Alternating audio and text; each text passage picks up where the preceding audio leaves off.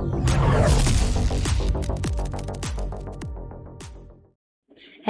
Friend, સ્વાગત છે એક મસ્ત મજાના બ્લોગમાં. કેમ છો? આઈ હોપ કે બધા મજામાં હશો. તો આજે બી સવારમાં એકદમ ફ્રી થઈને આ તો રેડી થઈને બેઠી હતી. પણ માથું ઓળવાનું બાકી છે. કોઈ કમેન્ટ ના કરતા કે માથું કેમ નહીં ઓળ્યું.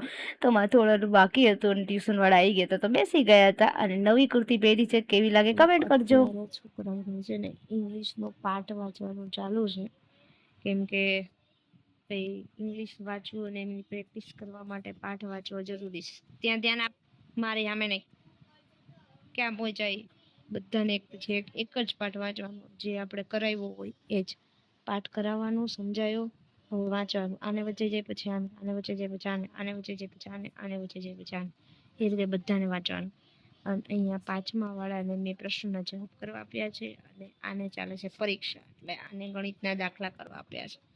આ રીતે ભાઈ ટ્યુશન કંઈક ચાલે છે. અને જો ભાઈ છોકરાઓ કન્ટિન્યુ કરવું જ પડે, હું કહું એટલે, બીજું કંઈ નહીં. છોકરાઓ ગયા એટલે કચરા વાળ્યા, અને કચરા વાળીને પહેલું કામ કરવાનું નાસ્તો. તો કેવલભાઈ તો મને શીખવાડીને જતા રહ્યા અત્યારે હોસ્ટેલમાં. 2 વર્ષથી હું આ ખાઉં છું, મને વાવા મળ્યા છે દૂધ અને બિસ્કિટ, હેપી ચોકલેટવાળા બિસ્કિટ અને દૂધ. તો કોઈ ટ્રાય કરો અથવા કરી હોય તો મને કમેન્ટ કરો. અત્યારે જમવામાં બન્યું છે ભાખરી અને મેથીનું શાક, સુકલ મેથીનું, જે મારું ફેવરિટ છે. આજે હું, મમ્મી, પપ્પા 3 જ છીએ, તો મેં કીધું સુકલ મેથીનું શાક કરીએ છાશથી વઘારીને.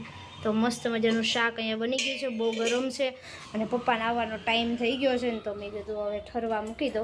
સાથે સાથે આજે બને છે ભાખરી. તો શાકારે તો આ કઠોળના શાકારે ભાખરી વધારે મજા આવે, રસાવાળું છે એટલા માટે. અને હું ને મમ્મી આજે ગયા હતા બહાર. હું ને મમ્મી આજે બે ગયા હતા બહાર, એટલે કે ગેસનો બાટલો નોંધાવા તો નહોતો ને, તો હું ને મમ્મી ત્યાં ગયા હતા ઓફિસે. તો ત્યાં અમે હજી જીવનવાડી પૂગ્યા ને, ત્યાં અમારી ગાડી બંધ થઈ ગઈ. પછી ત્યાં અમે સાઈડમાં ગાડી પાર્ક કરી, અમે બે ચાલતા ચાલતા ત્યાં નજીક હતું એટલે જઈ આવ્યા ને. એટલે દોરવીન અમે કઈ જગ્યાએ આવ્યા આપણે? દોરવીન કયું મમ્મી? ઓલું મહાદેવનું મંદિર,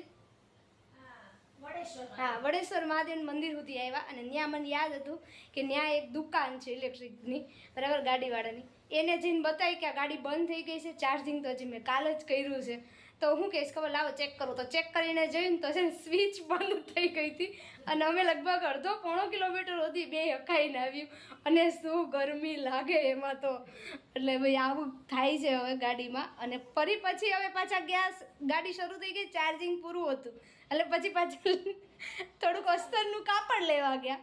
તો રિટર્નમાં આવ્યા ને તો સોસાયટીની ગેટ પાસે જ બંધ થઈ ગઈ. પહેલાં તે દુકાને બંધ થઈ ગઈ, સ્વિચ ચાલુ કરી, ફરી પાછા અહીંયા સોસાયટીની ગેટ પાસે આવ્યા ને ત્યાં પાછી બંધ થઈ ગઈ. એટલે હવે લાગે છે ગાડીની અંદર નવી સ્વિચ નખાવવી પડશે. 2-3 મહિના થાય એટલે ગાડી ખર્ચો માગે છે, બીજું કાંઈ નહીં. તો ભાઈ આવું ને આવું ભાઈ ચાલુ છે અત્યારે.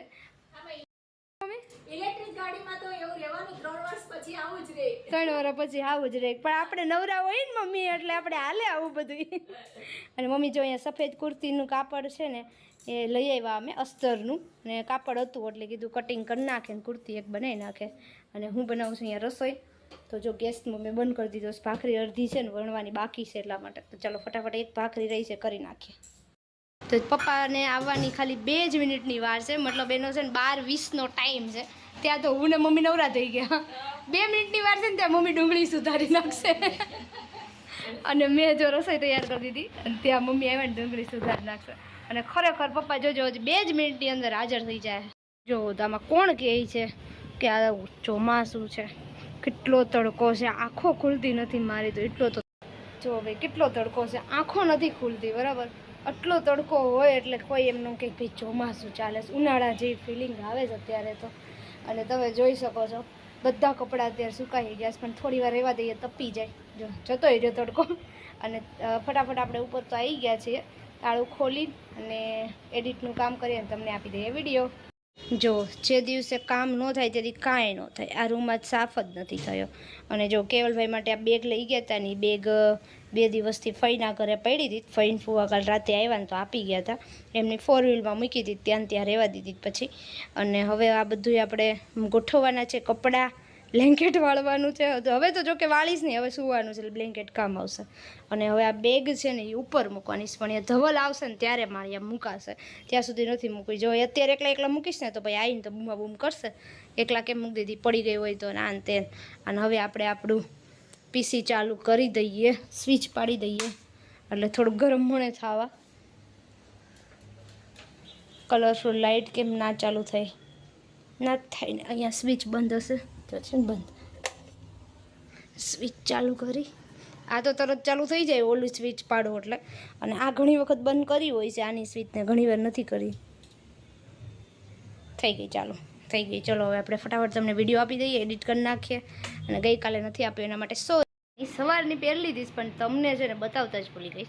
તો તમે મને કમેન્ટ કરો કે આ કુર્તી કેવી લાગી. આ પણ મમ્મીએ સીવેલી જ છે, ઘણા સમયથી કાપડને એવું પડ્યું હતું, મેં સીવી નાખો ને ઉનાળામાં ને એમાં રિયોન કાપડની પહેરવાની મજા આવશે. તો તમને લોકોને કેવી લાગી એ કમેન્ટ કરી દેજો. અને જુઓ ભાઈ, આ છે ને થોડીક પેટર્ન એની અલગ છે, સ્ટ્રેટ કુર્તી નથી, આ રીતે ગોળ છે બરાબર. અત્યારે જે પોકેટવાળીને એવી આવે છે ને એ ટાઈપની છે, બટ પોકેટ નથી કર્યા. ચાલુમાં પહેરવા મેં કીધું માથાકૂટ બહુ નહીં કરું. તો કમેન્ટમાં કહેજો મને આ કુર્તી કેવી લાગી. તો 5 સાડા 5 થઈ ગયા છે અને તડકો તો હજી એમનેમ છે. અને હું ધવલને નાસ્તો આપીને નીકળી ગઈ છું. નાસ્તો આપીને અત્યારે હું જાઉં છું મારા બેનના ઘરે. અને અત્યારે જો તડકો છે એટલે પાછા બ્લેક ચશ્મા લગાવવા પડે છે. મને વધારે મજા આવે છે બ્લેક ચશ્મા પહેરવાની. બેનના ઘરે આવી છું ને આ બેને અમને રોકી દીધા છે બરાબર. રોકાઈ જા કરી અને બનાવ્યા છે ભજીયા, કેમ કે મહેમાન હતા ધારવાર મને રોકી દીધી બરાબર. અને અત્યારે જો બટેકા પૂરી બને છે, મરચાંના કડકડિયા છે, સાજો આ બનેલા છે અને બીજા છે મેથીના. તો ચાલો બધાય ગરમા ગરમ ભજીયા ખાવા. કેમ બેન મજામાં ને? ભજીયા ખાવા. અને અહીંયા જો ભાઈ જેન્ટ્સને બિહાડી દીધા, એમાં જીજાજી કાકાને બધા બેસી ગયા છે. અને ડીશ થઈ ગઈ છે તૈયાર. અને ભજીયા છે 3 જાતના, સાથે છાશ, ચટણી. આ બીજી ચટણી છે આપણે લેવાનું બાકી છે.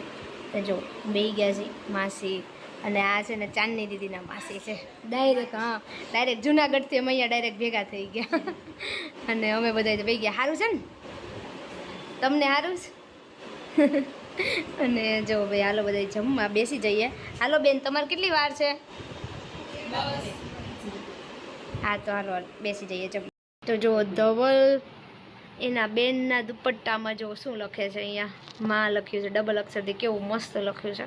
તમને કેવું લાગ્યું કમેન્ટ કરજો. અને હજી લખે છે પા. શું ખાલી પા લખે? પાપા. તે તો પાપ લખાવી છે.